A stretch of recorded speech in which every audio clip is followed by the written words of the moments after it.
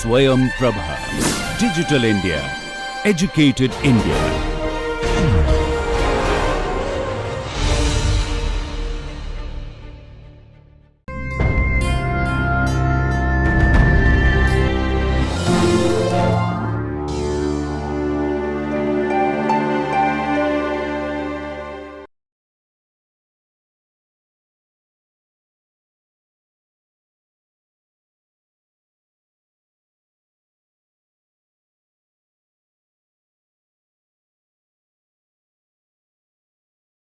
Let us move on to the next chapter on equilibrium of rigid bodies.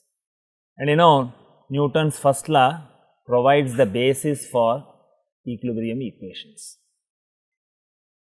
And we have already said that we are going to deal with rigid bodies. When you say a rigid body, it is a system of infinitely many particles with fixed distances between them. That is a key word there, fixed distance.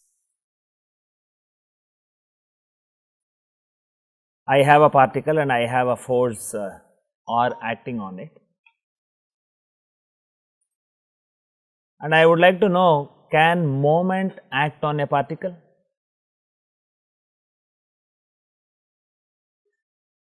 On a single particle?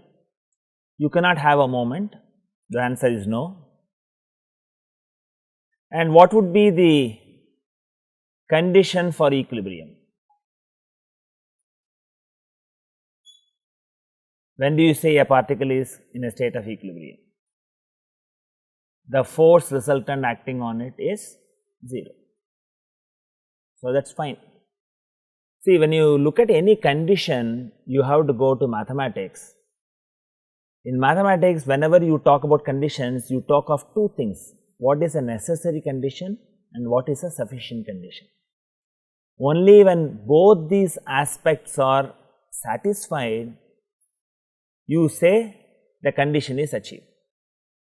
For a particle, when I say sigma f equal to 0, is it necessary as well as sufficient?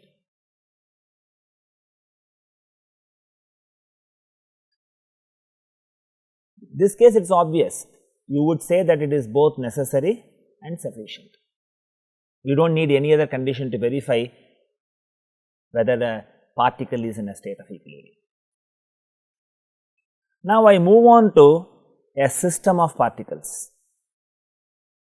I have explicitly stated what are necessary conditions and what are sufficient conditions. And I have a system of forces acting on it. Please try to make a neat sketch of it. You will not find some of these concepts given in a book systematically, because people rush through the conditions of equilibrium. In a system of particles, I can have both force as well as a moment. And when I have a system of particles, there is no compulsion how they should behave under the action of forces. The distances between them are free to vary, not like a rigid body.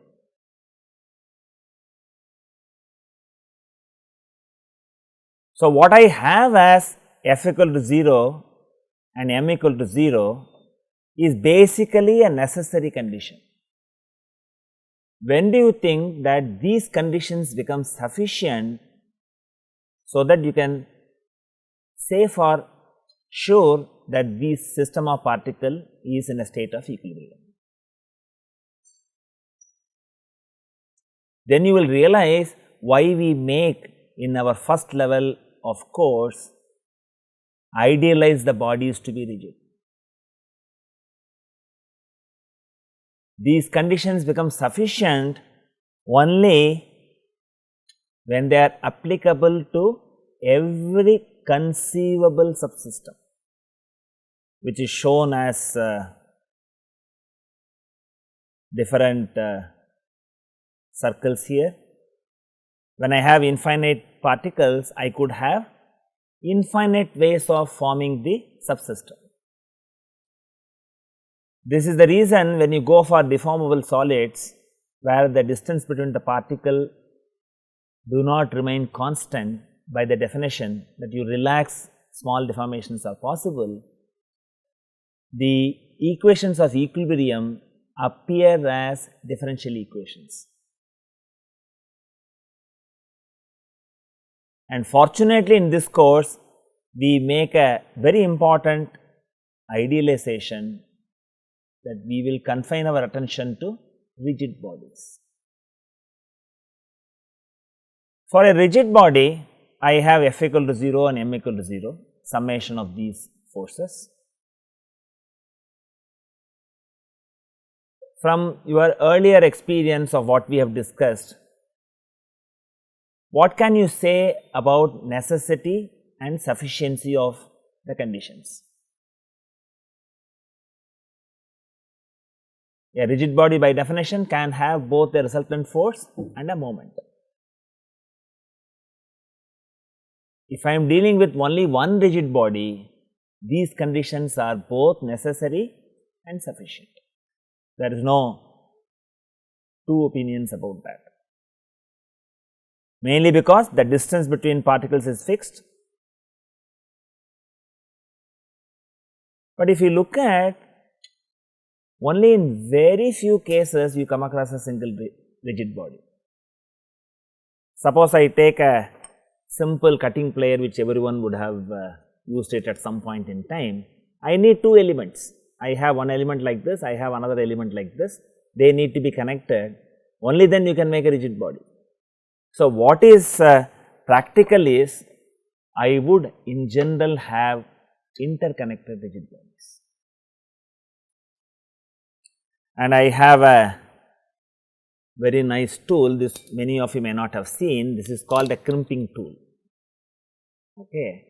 This has many components, you will see that, and even for the playing, do not put your fingers here, because it gives a very high magnification and you can injure your fingers. And we would also try to solve this problem as part of maybe the next class. So, this is what is shown in this slide as well, to emphasize the fact that it has many components. For one arm, you bring out these components. So, I have a component like this, I have a component like this, and I have another component like this. This is replicated twice. The conditions summation of f equal to 0 and summation of m equal to 0 become sufficient only when subsystems of these rigid bodies also satisfy it. Until then, it is not. But what happens is, in many problems, we do not have the patience to verify whether the condition satisfied for the entire system is also satisfied for subsystem, because we live in a very fast world. But there could be occasions, if you have not done the idealizations correctly, you can have surprises.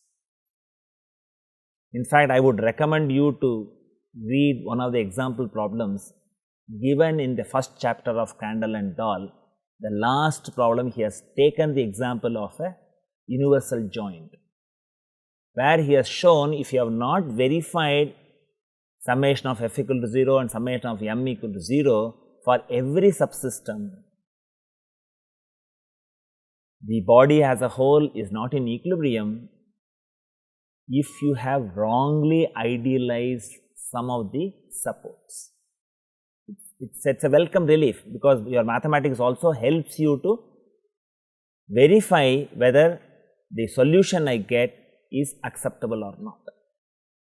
So, do not consider checking for sufficiency is a trivial exercise. It may become necessary in certain practical situations. So, I have this summation of f equal to 0, m equal to 0. In component form, in 3 dimensions, I could write it as sigma f x equal to 0, sigma f I equal to 0, sigma f z equal to 0. and similarly I can write it as sigma mx equals 0, my equals 0 and mz equals 0. And why do you apply these conditions? The whole focus in statics analysis is you have to find out the unknown forces.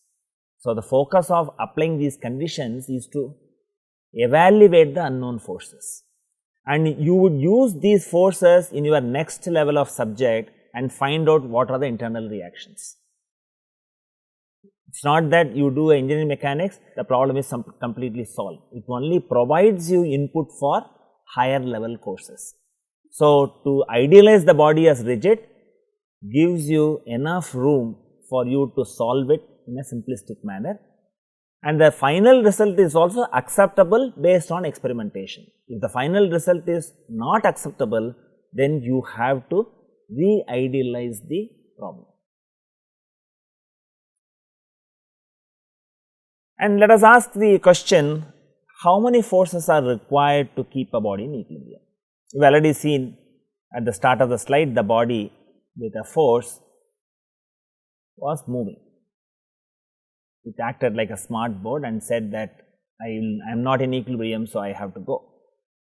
So, the minimum what you require is at least 2 forces to keep it in equilibrium. Do you agree there are 2 forces? The 2 force assumption is valid under what conditions? I have said in aerospace and mechanical, for a variety of problems you could get reasonably a good solution by neglecting the weight of the component. If you bring in the weight, I will always have 3 forces, I cannot have 2 forces. So, you have to understand that we have neglected weight for a variety of problems, and you could say a member acted by 2 forces as a 2 force member. There is a very great advantage. If you understand how a 2 force member behaves, it would be easier for you to find out the unknown forces. When you solve a problem, you will see its advantage. And how the forces should be? They should be collinear and equal and opposite. Now, let us take a situation, suppose they are not collinear, what would happen? I have taken one force here and I have put the second force here, and I can use the principle of transmissibility and move these forces to the point of meeting. And when these 2 forces are concurrent, what is the value of moment? Moment is 0. When I have a concurrent force system, moment is 0. But these 2 forces would definitely will have a resultant force. And how does this resultant influence the body? If the screen becomes smart, body will not remain in equilibrium, but it will translate like this. Suppose I take another situation where I have these forces are not collinear, they are equal and opposite. What would happen? The body will start revolving. So, it is very clear, for the body to remain in equilibrium in a 2 force member, the forces have to be collinear, equal and opposite. You would use this property when you solve a problem, when you understand this. So, the natural next step is from a 2 force member graduate to a 3 force member.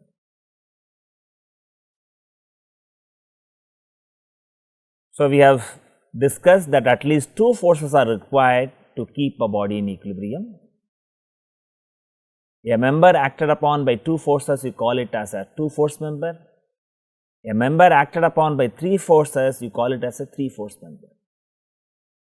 And also, in order to make our life simple, we would initially start with coplanar force system. If you understand the mathematics behind it, you can graduate to a 3-dimensional analysis, you will have one extra component from mathematics point of view. And what happens? From 6 conditions of equilibrium, it reduces to 3 for a coplanar system, sigma fx equal to 0, sigma fi equal to 0 and sigma mz equal to 0.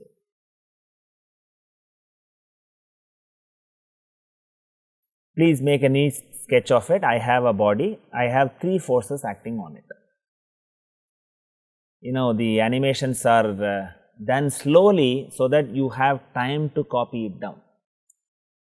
Digest the concept and copy. You do not have to verbatim copy the shape. Shape is representative.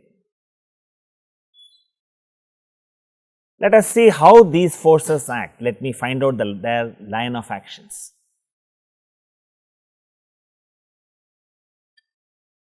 And what do you find? The line of actions meet at a point. What is the information it gives you directly? The moment due to these forces F1, F2 and F3 is 0 because I have concurrent force system. Now, if I have to find out what is the resultant, I should draw the force polygon. Let me put these forces. I have F1 here, I have F2 here and I have F3 here.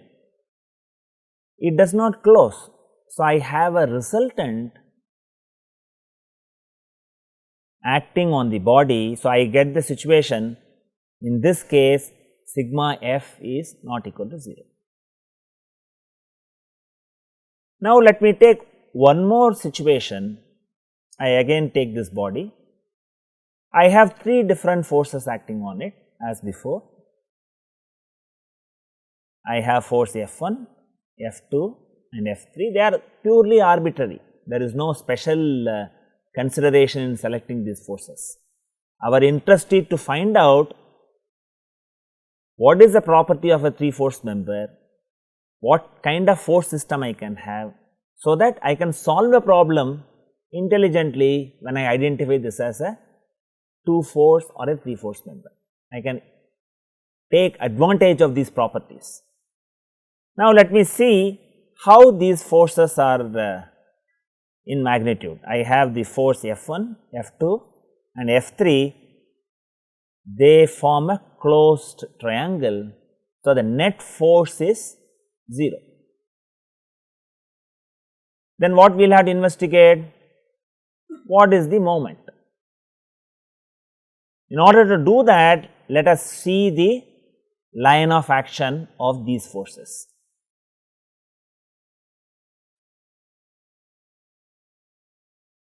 So, I find it is not concurrent and I will have to find out that there will be a moment. Let us say moment is not equal to 0. Let us also give a direction as clockwise. It could be clockwise or anti-clockwise because we are not getting into the numerical values to find out, just a representative. So, I have a situation in the first case net force is not 0, in the second case net moment is not 0.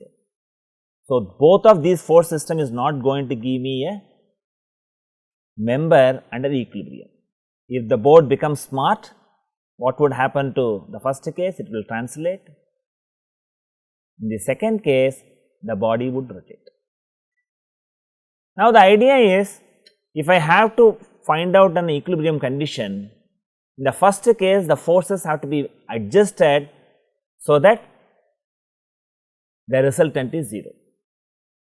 What we would now do is there any way I can make for the second case how to make this as in a state of equilibrium? Given a choice, what would you do? I give you freedom to change the point of application of these forces. If I give you that freedom to you, is there anything that you could do so that I can make the body in equilibrium? Because we have already seen net force is 0. So, I am not going to modify the magnitude of these forces, I am also not going to modify the direction of these forces. So, what is the choice I have? So, the idea what I have is the force F3 has to be shifted so that it forms a concurrent system. So, it is a very important clue. So, if you identify a body as a 3 force member,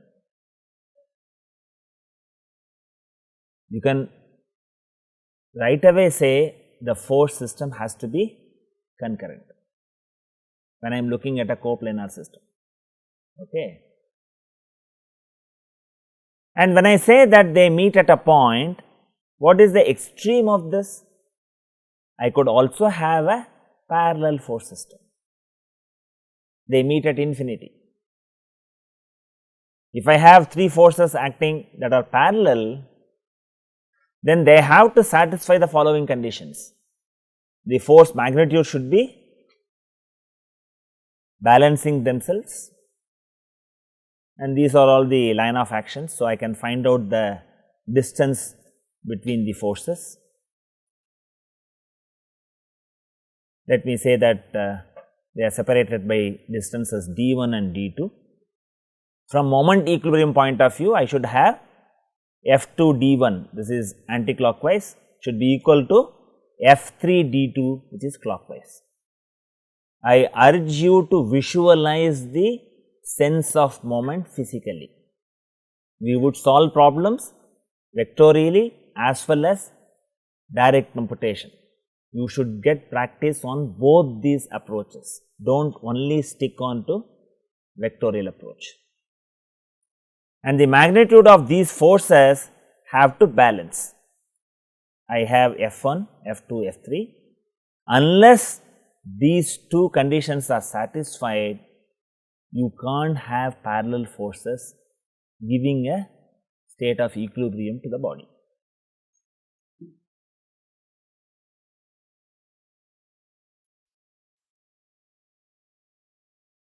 And we will confine our discussion to start with on coplanar force system. I have shown a body. In a coplanar system, all forces are in the same plane. No forces are perpendicular to the plane. Only moments I have either a clockwise moment or anti-clockwise moment, okay, which is perpendicular to it. And you have general 6 conditions of equilibrium. Of these, only 3 are required: sigma fx equal to 0, sigma fy equal to 0, and sigma mz equal to 0. And what we would also do is, we would not call it as sigma mz equal to 0. Usually, we will not give the subscript, or even if I put the subscript, we would put the point about which you take the moment. That is a general convention used when you are solving problems. Okay. Then we go to the most important aspect, what is a free body diagram. You must understand the definition very clearly. And you know, many students do not pay attention to free body, they all worry about answers. From an engineering perspective, you should know how to draw a free body as clearly as possible. If you develop good habits, it will stay with you, make your engineering education meaningful and enjoyable. A free body diagram is a sketch of the selected system. The system can be a body, a portion of a body. It is very important. It took a very long time to scientists to come up with an imaginary cut of the object. People were not comfortable earlier. People were comfortable segregating the bodies. And we would soon see in the case of trusses as well as in beams, we would pass imaginary cuts. Physically, it will be a continuous body, but we will cut one section and see what happens at that section. Or it could be a collection of interconnected bodies. What is important is completely isolated. It should not be connected to the surroundings. So, when I replace the surrounding, I should replace the interaction with the surrounding by appropriate force system. One of the most challenging aspect in engineering is how to idealize a given problem situation. See, fortunately or unfortunately in this course, many times we coin a problem explicitly giving you the idealizations on the supports. A practical problem does not come to you like that. You will have to idealize what kind of support system I can model. And you would also have lower bound and upper bound solution. If I assume the conditions like this, I may get the values in this range. I will have an upper bound solution, so that I have the values between lower bound and upper bound for practical problems. So, idealizing the supports is a challenge in a given practical situation. Suppose I represent the support by simple connections which we would discuss how do they behave, it makes your life lot more simpler. So, I should completely isolate the body free from all other bodies, showing the interaction of all other bodies by forces on the one being considered. And I have a system where I have two discs inside a box, and when I say a system, I could consider yes, one disc is a system separately. I can consider the two discs separately, or I can consider the system as both the discs, and I can also consider the box. So, one of the first steps in solving a problem is, for a given problem, what is the way you would identify the system for you to analyze. Here I have only separated the system. I have not shown the interaction of the system with the surroundings. Fine. And what are the essential characteristics of an free body diagram? First of all, it is a diagram sketch of the selected system. As engineers, you should be reasonably comfortable in drawing a neat sketch. It should be reasonably representative of the distances. Fine. Unless you draw the free body clearly, it would cloud your thinking. If you draw the free body clearly, then your problem solving is also systematic. The system is to be shown completely isolated from all other bodies, including foundations, supports, etc.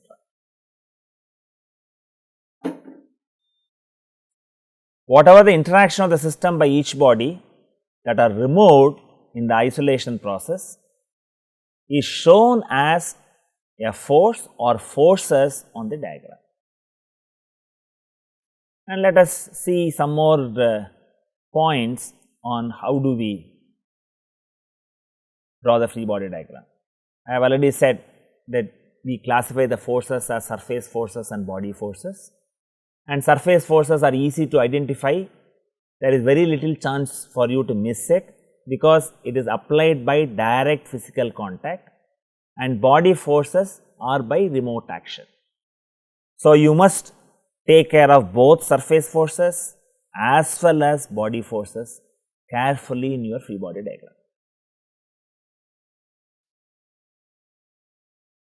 You should mark both known and unknown forces, because the idea is to evaluate the unknown forces by applying the conditions of equilibrium. Then the question comes, what are the unknown forces? They are usually the constraining forces, what forces that happen at the supports. And you have to indicate both magnitude and direction of external forces.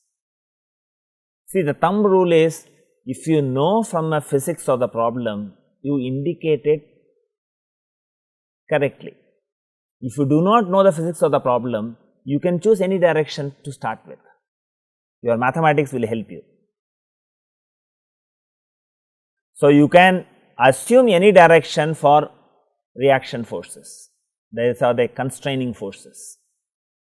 But if you know from a physics what direction the constraining forces, you can put that directly. I would encourage you to physically visualize the problem each time. Take assistance from mathematics, but visualize the problem physically. Whatever the direction you choose, if my final answer is positive, the assumption was right. If the final answer is negative, direction has to be reversed.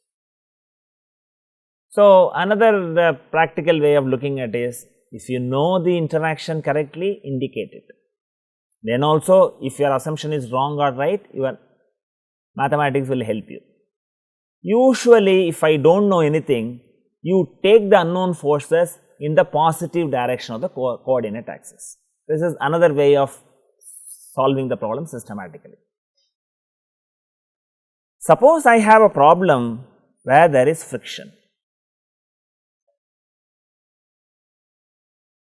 I have said that why we have confined our attention to rigid bodies. When we saw the necessary and sufficient conditions of equilibrium for a deformable body, it becomes very difficult to handle. Similarly, in many problem instances, even though in physical problem some level of friction exists, we idealize it to be frictionless. In problems dealing with friction, you have no advantage from your mathematical analysis to indicate whether your direction was correct or wrong. If you wrongly specify the frictional direction, you are solving altogether a different problem. Please understand that. So, any problem dealing with friction, you must make an effort to understand the problem statement clearly, visualize what is the physical interaction, and try your level best to indicate the correct frictional direction. There is no luxury there. And finally, in a problem, you may have multiple dimensions. Include only essential dimensions. Another good practice is, whenever you take a problem to draw the free body, indicate the coordinate system. We conventionally use right-handed coordinate system. Please follow that convention. Do not say, I have taken a left-handed coordinate system and it is extremely difficult to correct for hundreds of people. So, for the coordinate system, use the right-handed coordinate system. And now, let us understand what way can we idealize the supports. I try to give it from an engineering perspective. See, we have looked at a three-dimensional situation. If I would have 3 forces and 3 moments. So, in general I can have 6 unknowns, and if I translate the forces as the corresponding motion, I will have linear movements, rectilinear motion, and if I have a moment, I will have a rotational effect. So, I would classify the simplest constraint as one that restrains translation in one direction. We would see the example and we will understand ourselves what they are. In such a situation, only one unknown exists. We already know the direction, only the magnitude of reaction force needs to be determined. And what are the kind of supports? It is a roller support, frictionless surfaces, rockers, wall edges, etc. I have a nice diagram. Please sketch the diagram neatly. I have a roller support.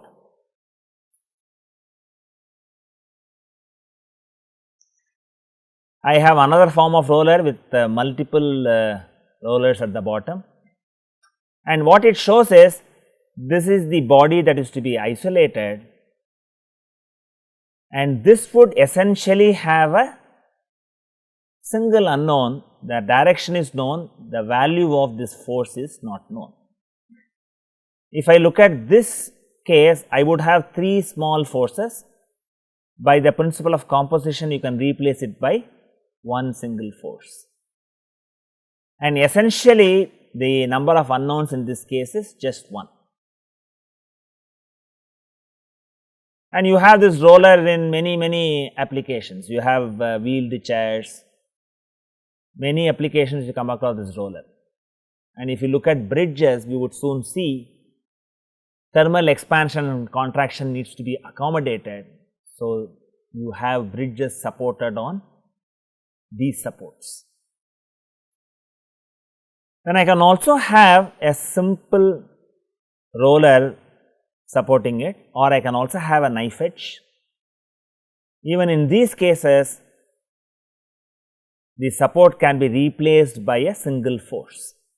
The direction is known, magnitude is not known. In a similar vein, we also assume smooth surfaces in contact. Because I said we want to make our life simple, wherein we do not want to have friction. In reality, you may have a very small value of friction, which could be neglected for a given application. If it is appropriate, you can do that. And when I have smooth surfaces in contact, I try to put a tangent, then I find out the normal to this. So, in this case also the direction is known, only the magnitude is not known. And from a physical appreciation, if we have a constraint like this restrains translation in one direction. That is another way of understanding these supports from a physical perspective. It cannot move down, it can move horizontally, fine. So, that movement perpendicular to this in the downward direction is restricted by these supports. Now, let us move on to class 2 supports.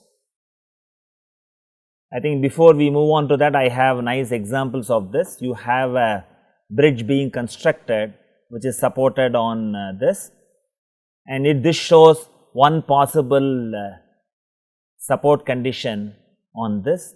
Mind you, this is a very big business, because you have many number of bridges. These supports need maintenance, replacement. They are very essential when you consider in northern India, you have easily temperature changes of 10 to 12 degrees is possible. Afternoon it may be 20 degrees, night it may be just 8 degrees.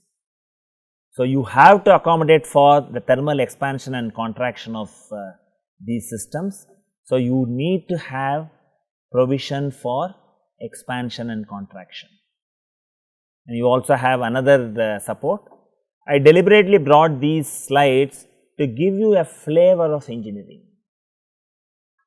I have always been saying that you should see physical systems around you, and you have a huge truss bridge here, and you could see lot of bumps on this. They are actually rivets that they are used for joining. The very precision mechanical manufacturing operation, and most of the structures that have that are very critical, people join it by rivets, because it also has an inbuilt fracture resistance capabilities. If there is a crack developed, the crack will get arrested. And you can see here I have a support which is very similar to what is the support we had seen in the previous slide, just 3 rollers, and you have a support like this for the bridge.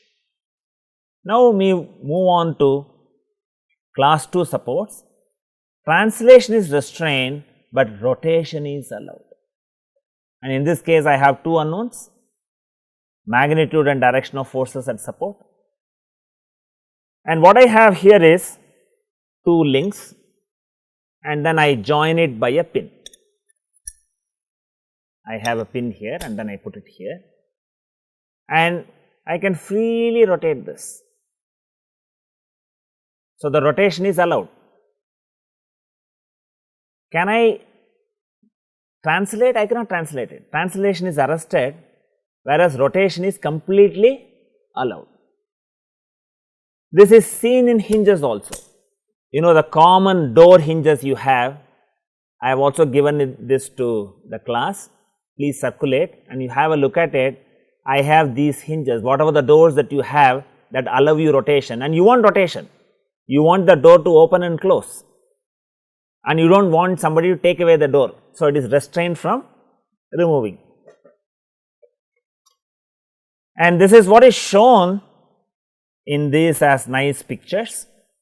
So, I have one representation like this. You should also know these representations. In future classes, when we give a problem, you should be able to interpret these representations. See how a roller support was indicated, how a hinged joint is indicated.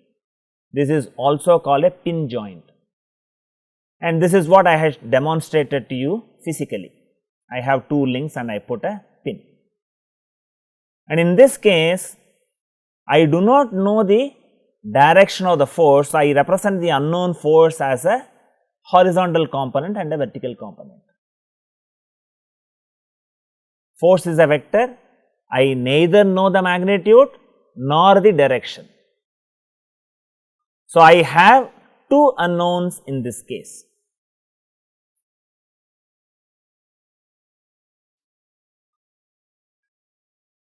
And in many mechanical engineering applications, you have a bearing to support a shaft. There could be thick bearings as well as thin bearings. Suppose I consider the bearing to be thin and frictionless. Here again, I could replace the support by an unknown force. So, I have two unknowns to be determined, the horizontal component, vertical component, or what is the orientation theta and the magnitude, whichever way you look at it. And naturally, when I have a rough surface, which is very highly exaggerated here, it would have both a frictional force as well as a normal force, and I would have a resultant. So, I would have two unknowns. So, in problem solving, if a joint is represented like this, you should figure it out that this is a pin joint, and then replace the support by an appropriate force system. By an appropriate force system, you should do it. Yes.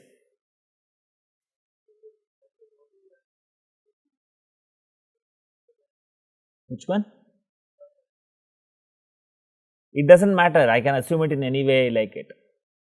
Fine. Which one? See, this is only a representation. Fine. When I draw a free body diagram, what you say, in a sense I agree with you. Fine. Here it is shown correctly. When I have a bearing, it will the bearing support will push it like this. Here I cannot say how it is. I am putting a very generic directions. Okay. And my mathematics is going to tell me whether my assumed direction is correct or not. As long as I am not dealing with friction, I have no issue. But when I am having an interconnected body, if I assume for one body, by Newton's third law, I should only put the opposite in the connected body. There I cannot bring in a choice of my own and then do it. When you solve a problem, these concepts will become clear. Fine. And I have been telling that you should see structures around you, and I should also live by example. And you find a big mast. I recently visited Greenville, South Carolina. There is a very nice hanging bridge, and you could see here very clearly a pin joint. And if you go to an airport, all modern airports in the country, you have huge pin joints. Pin joints is so well utilized in several structures. You can see that, and we will also see what the bridge is. This is a bridge of about 300 meters in length. It is fully supported by cables and by the big mast which you had seen, and it is about 30 feet above the ground. There is no support from the bottom, and this shows how the pin joint is there in one end supporting the bridge, and you have the cable that goes to the cable coming from the mast. Here again you have a pin joint, fine. So, thinking of this course, I recorded all of this in my camera, and this goes to the mast. Here again you have a pin joint, so well utilized, and you could see the main cable is connected to the structure at the bottom, a huge pin joint.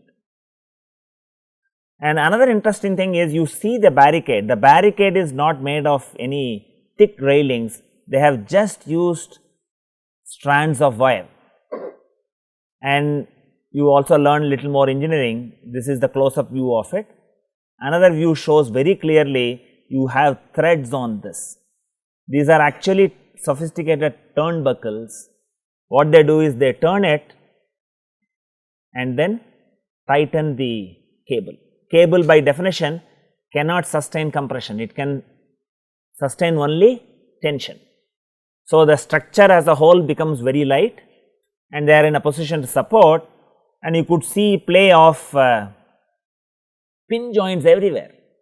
Pin joints are very nicely used in several engineering structures. And we will also look at class 3 supports, in which translation and rotation are totally restrained. You have a example right here in this classroom. Can you identify where it is restrained?